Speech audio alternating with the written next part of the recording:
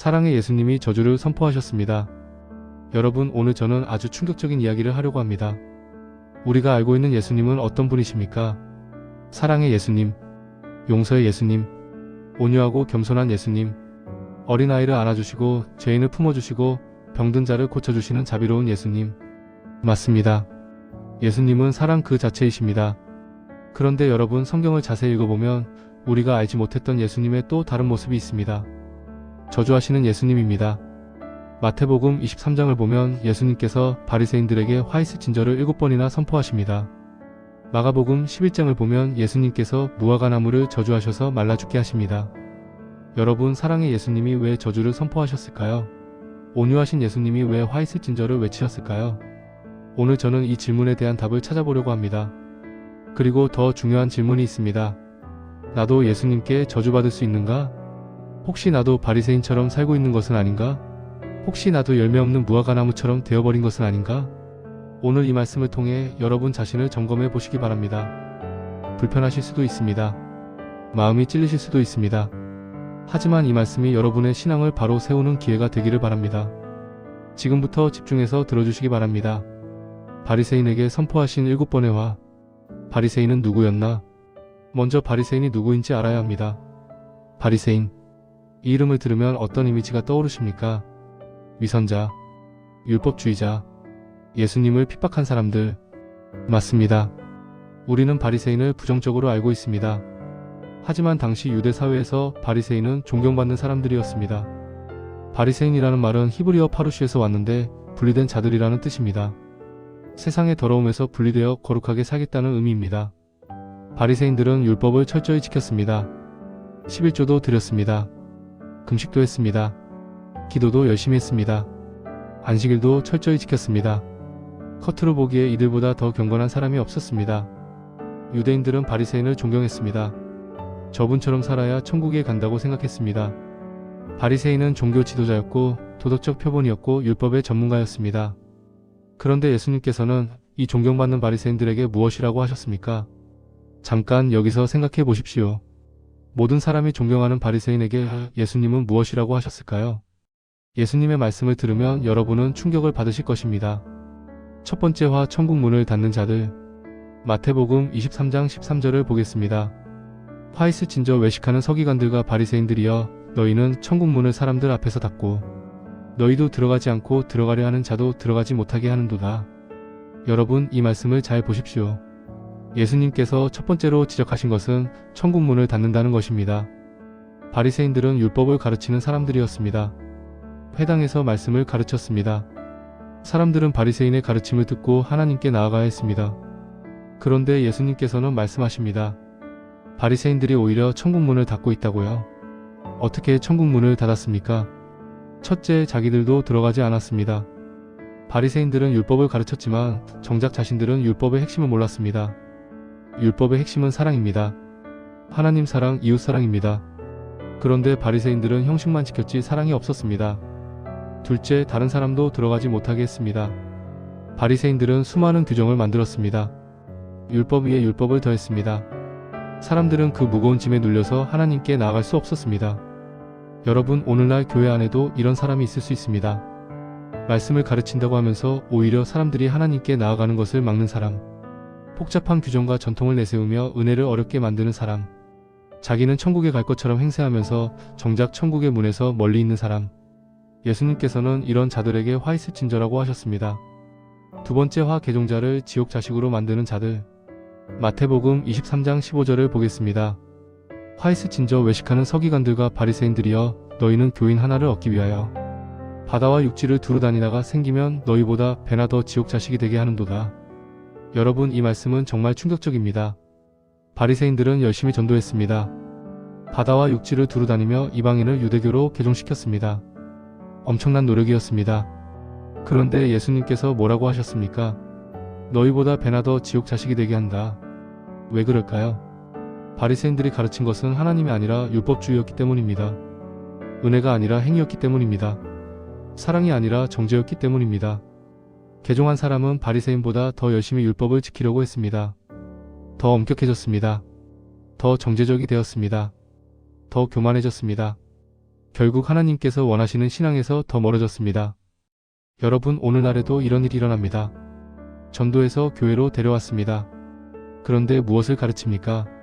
은혜입니까? 율법입니까? 사랑입니까? 정죄입니까? 자유입니까? 속박입니까? 잘못된 가르침은 사람을 구원이 아니라 멸망으로 이끕니다.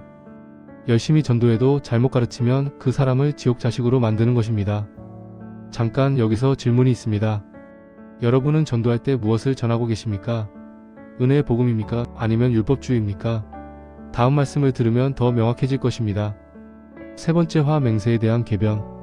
마태복음 23장 16-22절을 보겠습니다.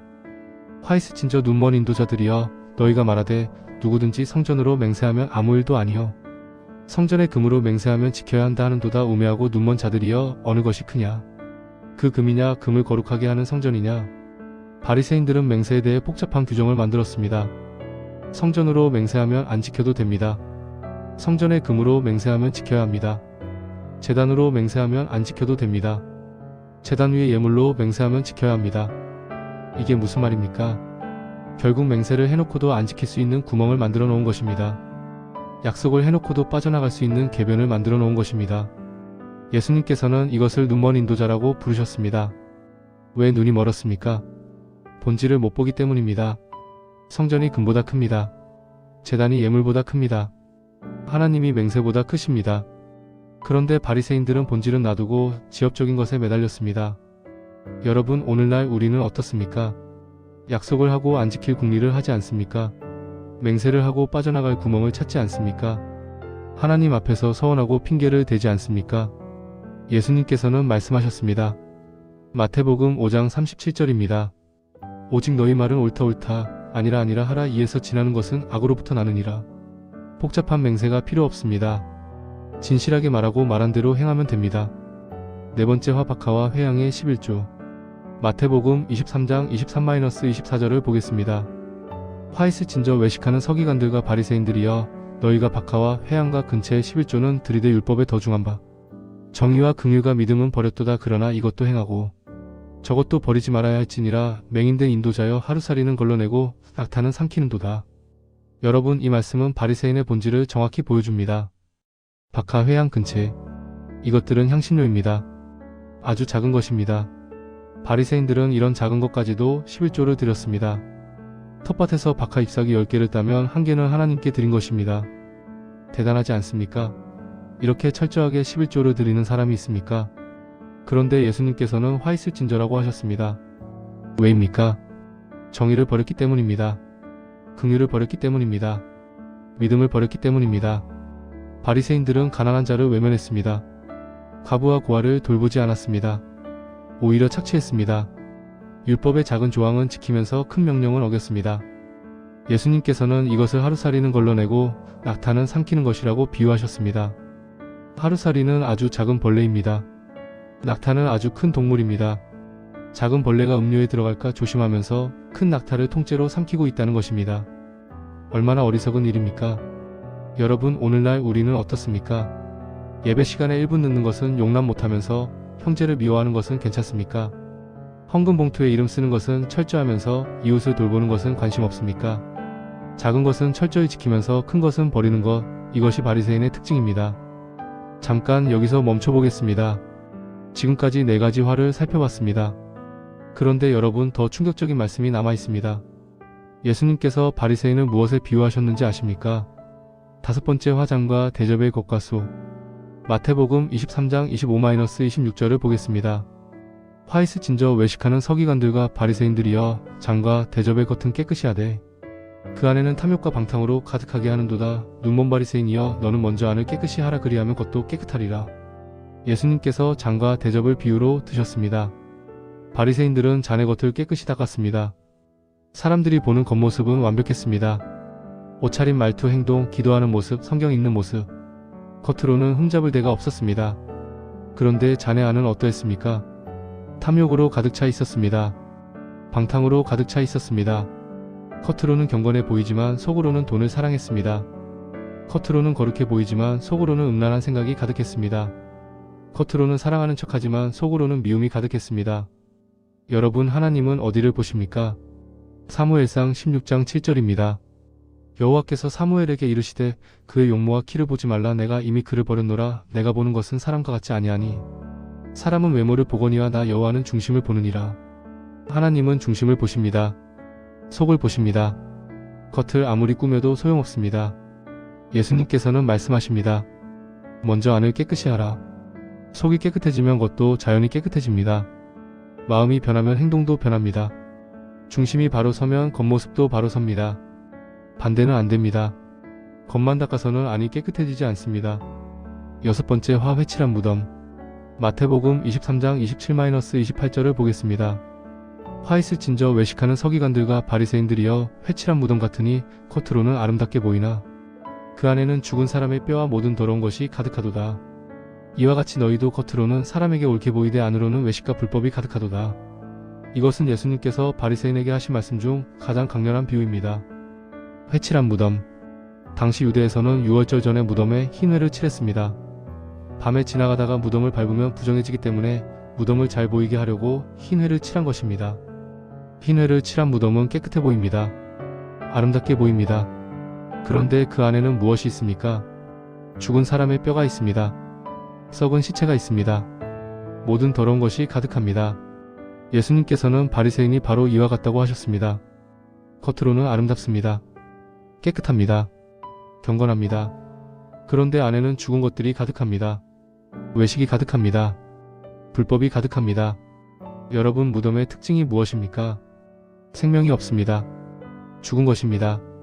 바리새인들의 신앙에는 생명이 없었습니다.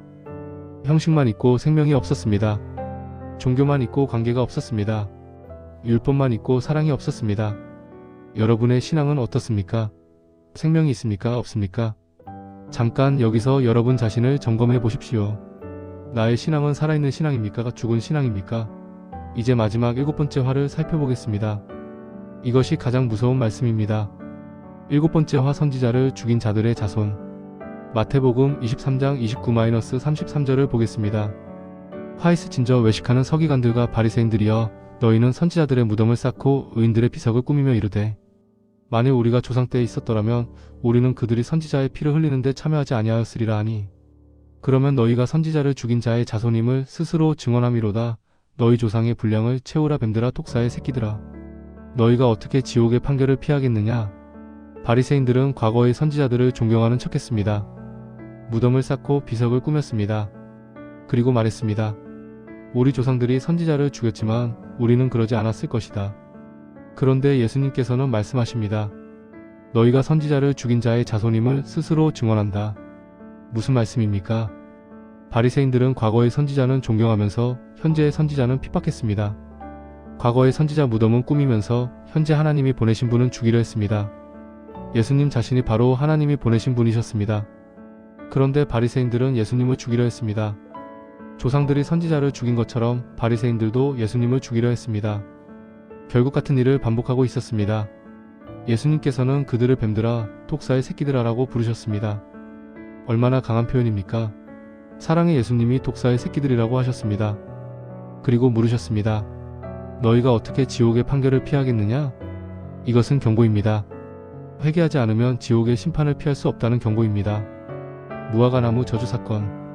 무화과나무를 저주하신 예수님, 이제 두 번째 저주 사건을 살펴보겠습니다. 마가복음 11장 12-14절을 보겠습니다. 이튿날 그들이 베다니에서 나왔을 때에 예수께서 시장하신지라 멀리서 잎사귀 있는 무화과나무를 보시고 혹 그 나무에 무엇이 있을까 하여 가셨더니 가서 보신즉 잎사귀 외에 아무것도 없더라. 이는 무화과의 때가 아님이라. 예수께서 나무에게 말씀하여 이르시되 이제부터 영원토록 사람이 내게서 열매를 따먹지 못하리라 하시니 제자들이 이를 듣더라. 여러분, 이 사건은 성경에서 가장 이상하게 느껴지는 사건 중 하나입니다. 예수님께서 배가 고프셨습니다. 무화과나무를 보시고 열매를 찾으러 가셨습니다. 열매가 없었습니다. 그래서 무화과나무를 저주하셨습니다. 그런데 성경은 분명히 말합니다. 무화과의 때가 아니었다고요. 무화과철이 아니었습니다. 열매가 없는 것이 당연했습니다. 그런데 왜 예수님께서는 저주하셨을까요? 이것은 단순히 배고프셔서 화내신 것이 아닙니다. 예수님께서는 무언가를 가르치시려고 하셨습니다. 잠깐 여기서 생각해 보십시오. 무화과 철이 아닌데 왜 예수님께서 열매를 기대하셨을까요? 그리고 왜 저주하셨을까요? 이 사건의 진짜 의미를 알면 여러분은 놀라실 것입니다. 무화과나무의 비밀. 무화과나무를 이해하려면 그 특성을 알아야 합니다. 무화과나무는 특이한 나무입니다. 보통 나무는 잎이 먼저 나고 열매가 나중에 맺힙니다. 그런데 무화과나무는 열매가 먼저 맺히고 잎이 나중에 납니다. 이것이 핵심입니다. 무화과나무에 잎이 있다는 것은 이미 열매가 있어야 한다는 뜻입니다. 잎이 무성하면 열매도 있어야 합니다. 예수님께서 멀리서 보셨을 때 무화과나무에 잎이 무성했습니다. 그래서 열매가 있을 것으로 기대하셨습니다. 그런데 가까이 가서 보니 열매가 없었습니다. 잎만 무성하고 열매가 없었습니다. 겉으로는 풍성해 보였지만 실제로는 아무것도 없었습니다. 여러분, 이것이 무엇을 상징합니까? 바로 이스라엘입니다. 바로 바리새인들입니다. 이스라엘은 겉으로는 종교가 번성했습니다. 성전이 있었습니다. 제사가 있었습니다. 율법이 있었습니다. 바리새인들이 있었습니다. 겉으로는 신앙의 잎사귀가 무성했습니다. 그런데 열매가 없었습니다. 진짜 믿음의 열매가 없었습니다. 회개의 열매가 없었습니다. 사랑의 열매가 없었습니다. 하나님이 기대하신 열매가 없었습니다. 예수님께서 무화과나무를 저주하신 것은 이스라엘의 현실을 보여주신 것입니다. 무화과나무의 운명. 마가복음 11장 20-21절을 보겠습니다. 그들이 아침에 지나갈 때에 무화과나무가 뿌리째 마른 것을 보고 베드로가 기억해내어 여짜오되 랍비여 보소서 저주하신 무화과나무가 말랐나이다. 다음날 아침 제자들이 그 무화과나무를 보니 뿌리째 말라 있었습니다. 예수님의 저주가 성취된 것입니다. 무화과나무는 완전히 죽었습니다. 여러분, 이것은 무서운 경고입니다. 열매 없는 신앙의 결말을 보여주는 것입니다. 겉만 번지르르 하고 속이 없는 종교의 결말을 보여주는 것입니다. 뿌리째 마릅니다. 완전히 끝납니다. 실제로 예수님께서 이 말씀을 하신 후 약 40년 뒤에 예루살렘이 멸망했습니다. AD 70년 로마의 디도 장군이 예루살렘을 포위하고 성전을 완전히 파괴했습니다. 수십만 명의 유대인이 죽었습니다. 무화과나무가 뿌리째 마른 것처럼 이스라엘도 뿌리째 흔들렸습니다. 열매 없는 신앙의 결말이 이것입니다. 예수님께서 원하시는 열매. 그렇다면 예수님께서 원하시는 열매는 무엇입니까? 요한복음 15장 5절을 보겠습니다. 나는 포도나무요 너희는 가지라. 그가 내 안에 내가 그 안에 거하면 사람이 열매를 많이 맺나니 나를 떠나서는 너희가 아무것도 할 수 없음이라. 예수님께서는 자신을 포도나무에 비유하셨습니다. 우리는 가지입니다. 가지가 나무에 붙어 있으면 열매를 맺습니다. 나무에서 떨어지면 열매를 맺을 수 없습니다. 열매는 예수님 안에 거할 때 맺히는 것입니다. 갈라디아서 5장 22-23절에는 성령의 열매가 기록되어 있습니다. 오직 성령의 열매는 사랑과 희락과 화평과 오래 참음과 자비와 양선과 충성과 온유와 절제니 이 같은 것을 금지할 법이 없느니라. 사랑, 희락, 화평, 오래 참음, 자비, 양선, 충성, 온유, 절제. 이것이 성령의 열매입니다. 예수님 안에 거하면 이런 열매가 맺힙니다. 열매가 있으면 살아있는 것입니다. 열매가 없으면 죽은 것입니다. 누가복음 13장 6-9절에는 또 다른 무화과나무 비유가 있습니다. 이에 비유로 말씀하시되 한 사람이 포도원에 무화과나무를 심은 것이 있더니 와서 그 열매를 구하였으나 얻지 못한지라 포도원지기에게 이르되 내가 3년을 와서 이 무화과나무에서 열매를 구하되 얻지 못하니 찍어버리라. 어찌 땅만 버리느냐. 대답하여 이르되 주인이여 올해도 그대로 두소서. 내가 두릅하고 거름을 줄이니 이후에 만일 열매가 열면 좋거니와 그렇지 않으면 찍어버리소서 하였다 하시니라. 주인이 3년 동안 열매를 기다렸습니다. 열매가 없었습니다. 찍어버리라고 했습니다. 포도원지기가 1년만 더 기회를 달라고 했습니다. 두릅하고 거름을 주겠다고 했습니다. 그래도 열매가 없으면 찍어버리겠다고 했습니다. 하나님은 인내하십니다. 기다리십니다. 기회를 주십니다. 하지만 영원히 기다리시지는 않습니다. 끝없이 기회를 주시지는 않습니다. 열매가 없으면 결국 심판이 옵니다. 찍히는 날이 옵니다. 잠깐 여기서 심각하게 생각해 보십시오. 하나님께서 여러분에게 기회를 주고 계십니다. 그런데 언제까지 기다리실까요? 이제 우리 자신을 점검해 볼 시간입니다. 열매 없는 신앙에 대한 경고. 잎만 무성한 신앙의 특징. 지금까지 바리새인에게 선포하신 7번의 화와 무화과나무 저주 사건을 살펴봤습니다. 이 두 사건의 공통점은 무엇입니까? 겉과 속이 다르다는 것입니다. 잎만 있고 열매가 없다는 것입니다. 오늘날 잎만 무성한 신앙의 특징을 정리해 보겠습니다. 첫째, 형식은 있지만 내용이 없습니다. 예배는 드립니다. 그런데 예배 중에 마음은 딴 데 있습니다. 기도는 합니다. 그런데 입술로만 합니다. 헌금은 드립니다. 그런데 마지못해 드립니다. 봉사는 합니다. 그런데 보여주기 위해 합니다. 형식은 완벽합니다. 하지만 내용이 없습니다. 둘째, 지식은 있지만 삶이 없습니다. 성경을 많이 합니다. 교리를 잘합니다. 신학적으로 논쟁하면 이깁니다. 그런데 삶은 변하지 않았습니다. 아는 대로 살지 않습니다. 말과 행동이 다릅니다. 지식은 풍부합니다. 하지만 삶이 없습니다. 셋째, 활동은 있지만 관계가 없습니다. 교회 활동을 열심히 합니다. 이 모임 저 모임 다 참여합니다. 바쁘게 움직입니다. 그런데 하나님과의 관계는 어떻습니까? 개인 기도는 있습니까? 말씀 묵상은 있습니까? 하나님을 만나는 시간은 있습니까? 활동은 많습니다. 하지만 관계가 없습니다. 여러분, 혹시 이런 모습이 여러분의 모습은 아닙니까? 예수님 시대의 종교 지도자들을 보면 오늘날 우리의 모습이 보입니다. 바리새인들은 율법을 가르치는 전문가였습니다. 하지만 율법의 정신은 몰랐습니다. 서기관들은 성경을 필사하는 전문가였습니다. 하지만 성경의 핵심은 몰랐습니다. 제사장들은 제사를 드리는 전문가였습니다. 하지만 제사의 의미는 몰랐습니다. 사두개인들은 성전을 관리하는 전문가였습니다.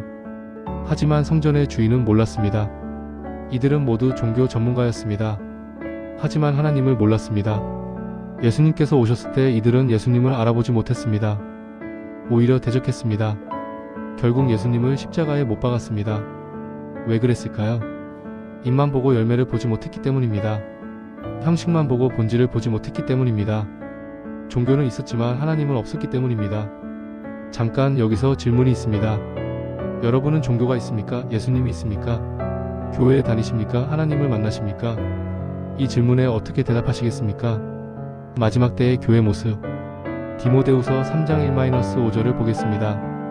너는 이것을 알라 말세에 고통하는 때가 이르러 사람들이 자기를 사랑하며 돈을 사랑하며 자랑하며 교만하며 비방하며 부모를 거역하며 감사하지 아니하며 거룩하지 아니하며 무정하며 원통함을 풀지 아니하며 모함하며 절제하지 못하며 사나우며 선한 것을 좋아하지 아니하며 배신하며 조급하며 자만하며 쾌락을 사랑하기를 하나님 사랑하는 것보다 더하며 경건의 모양은 있으나 경건의 능력은 부인하니 이 같은 자들에게서 내가 돌아서라.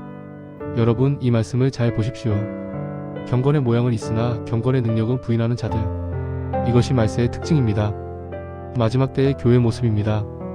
겉으로는 경건해 보입니다. 교회에 다닙니다. 예배도 드립니다. 성경도 읽습니다. 그런데 경건의 능력이 없습니다. 무슨 뜻입니까? 삶이 변하지 않는다는 것입니다. 여전히 자기를 사랑합니다. 여전히 돈을 사랑합니다. 여전히 교만합니다. 여전히 쾌락을 좇습니다. 경건의 모양만 있고 경건의 열매는 없는 것입니다. 바로 잎만 무성하고 열매 없는 무화과 나무입니다. 바울은 말합니다. 이 같은 자들에게서 돌아서라. 이런 신앙에서 돌아서야 합니다. 형식만 있는 신앙에서 돌아서야 합니다. 겉만 꾸미는 신앙에서 돌아서야 합니다. 회개 열매. 세례 요한이 백성에게 외쳤습니다. 마태복음 3장 8절입니다. 그러므로 회개에 합당한 열매를 맺으라. 회개에 합당한 열매를 맺으라. 회개는 말로만 하는 것이 아닙니다. 열매로 증명해야 합니다. 도둑질하던 사람이 회개했으면 더 이상 도둑질하지 않아야 합니다. 거짓말하던 사람이 회개했으면 더 이상 거짓말하지 않아야 합니다. 미워하던 사람이 회개했으면 더 이상 미워하지 않아야 합니다. 삶이 변해야 합니다. 열매가 있어야 합니다. 세례 요한은 계속해서 말합니다. 마태복음 3장 10절입니다. 이미 도끼가 나무 뿌리에 놓였으니 좋은 열매 맺지 아니하는 나무마다 찍혀 불에 던져지리라. 도끼가 이미 나무 뿌리에 놓여 있습니다. 심판이 가까이 왔습니다. 좋은 열매 맺지 않으면 찍혀 불에 던져집니다. 이것은 협박이 아닙니다. 경고입니다. 사랑의 경고입니다. 하나님은 우리가 멸망하기를 원하지 않으십니다. 회개하고 살기를 원하십니다. 그래서 경고하시는 것입니다. 잠깐 여기서 여러분 자신에게 물어보십시오. 나에게 회개 열매가 있는가? 변화된 삶이 있는가? 이제 마지막으로 가장 중요한 질문을 다루겠습니다. 진짜 신앙의 열매. 진짜 신앙의 열매는 무엇입니까? 야고보서 2장 17절입니다. 이와 같이 행함이 없는 믿음은 그 자체가 죽은 것이라. 행함이 없는 믿음은 죽은 믿음입니다. 열매 없는 신앙은 죽은 신앙입니다. 야고보는 계속해서 말합니다. 야고보서 2장 18절입니다. 어떤 사람은 말하기를 너는 믿음이 있고 나는 행함이 있으니 행함이 없는 내 믿음을 내게 보이라. 나는 행함으로 내 믿음을 내게 보이리라 하리라. 믿음은 행함으로 보여야 합니다. 열매로 증명해야 합니다. 마태복음 7장 16-20절에서 예수님께서 말씀하셨습니다. 그들의 열매로 그들을 알지니 가시나무에서 포도를 또는 엉겅퀴에서 무화과를 따겠느냐. 이와 같이 좋은 나무마다 아름다운 열매를 맺고 못된 나무가 나쁜 열매를 맺나니 좋은 나무가 나쁜 열매를 맺을 수 없고 못된 나무가 아름다운 열매를 맺을 수 없느니라. 아름다운 열매를 맺지 아니하는 나무마다 찍혀 불에 던져지느니라. 이러므로 그들의 열매로 그들을 알리라. 열매로 알 수 있습니다. 좋은 나무는 좋은 열매를 맺습니다. 나쁜 나무는 나쁜 열매를 맺습니다. 열매를 보면 나무가 무엇인지 알 수 있습니다. 여러분의 열매는 무엇입니까? 사랑의 열매입니까? 미움의 열매입니까? 화평의 열매입니까? 분쟁의 열매입니까? 겸손의 열매입니까? 교만의 열매입니까? 진실의 열매입니까? 거짓의 열매입니까? 나도 저주받을 수 있는가? 두려운 질문. 이제 가장 중요한 질문을 다루겠습니다. 나도 예수님께 저주받을 수 있는가? 솔직히 말씀드리겠습니다. 네, 가능합니다. 마태복음 7장 21-23절을 보겠습니다. 나더러 주여 주여 하는 자마다 다 천국에 들어갈 것이 아니요 다만 하늘에 계신 내 아버지의 뜻대로 행하는 자라야 들어가리라. 그날에 많은 사람이 나더러 이르되 주여 주여 우리가 주의 이름으로 선지자 노릇하며 주의 이름으로 귀신을 쫓아내며 주의 이름으로 많은 권능을 행하지 아니하였나이까 하리니 그때 내가 그들에게 밝히 말하되 내가 너희를 도무지 알지 못하니 불법을 행하는 자들아 내게서 떠나가라 하리라. 여러분, 이 말씀은 정말 무서운 말씀입니다. 주여 주여 하는 사람들입니다. 예수님의 이름을 부르는 사람들입니다. 선지자 노릇을 한 사람들입니다. 귀신을 쫓아낸 사람들입니다. 권능을 행한 사람들입니다. 겉으로 보기에 대단한 신앙인들입니다. 그런데 예수님께서 뭐라고 하십니까? 내가 너희를 도무지 알지 못하니 불법을 행하는 자들아 내게서 떠나가라. 천국에 들어가지 못합니다. 예수님께서 모른다고 하십니다. 떠나가라고 하십니다. 왜입니까? 하늘에 계신 아버지의 뜻대로 행하지 않았기 때문입니다. 활동은 많았지만 하나님의 뜻은 행하지 않았습니다. 종교는 있었지만 관계는 없었습니다. 형식은 있었지만 본질은 없었습니다. 잠깐 여기서 심각하게 생각해 보십시오. 주여 주여 하면서도 천국에 못 들어갈 수 있습니다. 활동을 열심히 하면서도 버림받을 수 있습니다. 그렇다면 어떻게 해야 합니까? 예수님께서 원하시는 것. 예수님께서 원하시는 것은 무엇입니까? 미가 6장 8절입니다. 사람아 주께서 선한 것이 무엇임을 내게 보이셨나니 여호와께서 내게 구하시는 것은 오직 정의를 행하며 인자를 사랑하며 겸손하게 내 하나님과 함께 행하는 것이 아니냐. 정의를 행하는 것, 인자를 사랑하는 것, 겸손하게 하나님과 함께 행하는 것, 이것이 하나님께서 원하시는 것입니다. 복잡한 종교 의식이 아닙니다. 화려한 예배가 아닙니다. 대단한 활동이 아닙니다. 정의, 인자, 겸손. 바리새인들에게 없었던 것이 바로 이것입니다. 정의가 없었습니다. 약자를 착취했습니다. 인자가 없었습니다. 정죄만 했습니다. 겸손이 없었습니다. 자기 의로 가득 찼습니다. 예수님께서 바리새인들에게 화이트 진저를 선포하신 이유가 바로 이것입니다. 호세아 6장 6절입니다. 나는 인애를 원하고 제사를 원하지 아니하며 번제보다 하나님을 아는 것을 원하노라. 하나님은 제사보다 인애를 원하십니다. 번제보다 하나님을 아는 것을 원하십니다. 종교 행위보다 사랑의 관계를 원하십니다. 자기 점검의 시간. 지금부터 자기 점검의 시간을 갖겠습니다. 여러분 자신에게 솔직하게 물어보십시오. 첫째, 나의 신앙은 겉과 속이 같은가? 사람들 앞에서와 혼자 있을 때가 같습니까? 교회에서와 집에서가 같습니까? 말과 행동이 일치합니까? 만약 다르다면 바리새인과 같은 것입니다. 둘째, 나의 신앙의 열매가 있는가? 사랑의 열매가 있습니까? 화평의 열매가 있습니까? 인내의 열매가 있습니까? 내 삶을 보고 사람들이 예수님을 알 수 있습니까? 만약 열매가 없다면 무화과나무와 같은 것입니다. 셋째, 나는 하나님의 뜻을 행하고 있는가? 내 뜻대로 삽니까? 하나님 뜻대로 삽니까? 내가 원하는 것을 추구합니까? 하나님이 원하시는 것을 추구합니까? 만약 내 뜻대로 산다면 주여 주여 해도 소용없습니다. 여러분 솔직하게 답해 보십시오. 불편하시더라도 인정하십시오. 아프시더라도 직면하십시오. 이것이 회개의 시작입니다. 잠깐 여기서 멈추지 마십시오. 자기 점검에서 끝나면 안 됩니다. 변화가 있어야 합니다. 이제 어떻게 해야 하는지 말씀드리겠습니다. 회개와 돌이킴. 어떻게 해야 합니까? 첫째, 회개해야 합니다.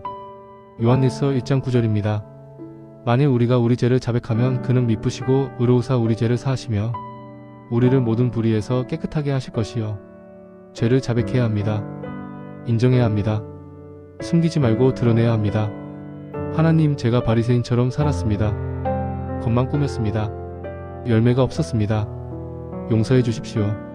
이렇게 기도하십시오. 하나님은 용서하십니다. 깨끗하게 하십니다. 둘째, 돌이켜야 합니다. 에스겔 33장 11절입니다. 너는 그들에게 이르기를 주 여호와의 말씀에 나의 삶을 두고 맹세하노니 나는 악인이 죽는 것을 기뻐하지 아니하고 악인이 그의 길에서 돌이켜 떠나 사는 것을 기뻐하노라. 이스라엘 족속아 돌이키고 돌이키라. 너희 악한 길에서 떠나라. 어찌 죽고자 하느냐 하셨다 하라. 돌이키라고 하십니다. 악한 길에서 떠나라고 하십니다. 회개는 방향 전환입니다. 지금까지 가던 길에서 돌아서는 것입니다. 내 길에서 하나님의 길로 돌아서는 것입니다. 셋째, 예수님 안에 거해야 합니다. 요한복음 15장 4절입니다. 내 안에 거하라. 나도 너희 안에 거하리라. 가지가 포도나무에 붙어있지 아니하면 스스로 열매를 맺을 수 없음같이 너희도 내 안에 있지 아니하면 그러하리라. 예수님 안에 거해야 열매를 맺습니다. 예수님과 연결되어야 생명이 흐릅니다. 어떻게 예수님 안에 거합니까? 말씀을 읽고 기도하고 순종하는 것입니다. 매일 예수님과 교제하는 것입니다. 사랑의 경고. 오늘 우리는 예수님께서 저주하신 사람들에 대해 살펴봤습니다. 바리새인에게 선포하신 7번의 화, 무화과 나무를 저주하신 사건, 열매 없는 신앙에 대한 경고. 이 모든 말씀이 불편하셨을 수 있습니다. 무서우셨을 수 있습니다. 하지만 기억하십시오. 이 모든 경고는 사랑에서 나온 것입니다. 하나님은 우리가 멸망하기를 원하지 않으십니다. 회개하고 살기를 원하십니다. 그래서 경고하시는 것입니다. 베드로후서 3장 9절입니다. 주께서는 어떤 사람도 멸망하지 않고 다 회개하기에 이르기를 원하시느니라. 하나님은 모든 사람이 회개하기를 원하십니다. 한 사람도 멸망하기를 원하지 않으십니다. 오늘 이 말씀을 듣고 회개하십시오. 돌이키십시오. 아직 기회가 있습니다. 마지막 권면. 마지막으로 당부드립니다. 바리새인처럼 살지 마십시오. 겉만 꾸미지 마십시오. 입만 무성하게 하지 마십시오. 열매를 맺으십시오. 사랑의 열매, 화평의 열매, 인내의 열매를 맺으십시오. 예수님 안에 거하십시오. 매일 말씀을 읽으십시오. 매일 기도하십시오. 매일 순종하십시오. 그러면 여러분은 저주의 대상이 아니라 축복의 통로가 될 것입니다. 시편 1편 1-3절로 마무리하겠습니다. 복 있는 사람은 악인들의 꾀를 따르지 아니하며 죄인들의 길에 서지 아니하며 오만한 자들의 자리에 앉지 아니하고 오직 여호와의 율법을 즐거워하여 그의 율법을 주야로 묵상하는도다. 그는 시냇가에 심은 나무가 철을 따라 열매를 맺으며 그 잎사귀가 마르지 아니함 같으니 그가 하는 모든 일이 다 형통하리로다. 시냇가에 심은 나무처럼 사십시오. 철을 따라 열매를 맺으십시오. 잎사귀가 마르지 않게 하십시오. 그러면 여러분이 하는 모든 일이 형통할 것입니다. 기도하겠습니다. 하나님 아버지, 오늘 말씀을 통해 우리 자신을 돌아보게 하셨습니다. 혹시 바리새인처럼 살았다면 용서해 주십시오. 혹시 열매 없는 무화과 나무 같았다면 용서해 주십시오. 이제 돌이킵니다. 예수님 안에 거하겠습니다. 열매 맺는 삶을 살겠습니다. 예수님 이름으로 기도합니다. 아멘. 구독과 좋아요 꼭 눌러주세요. 감사합니다.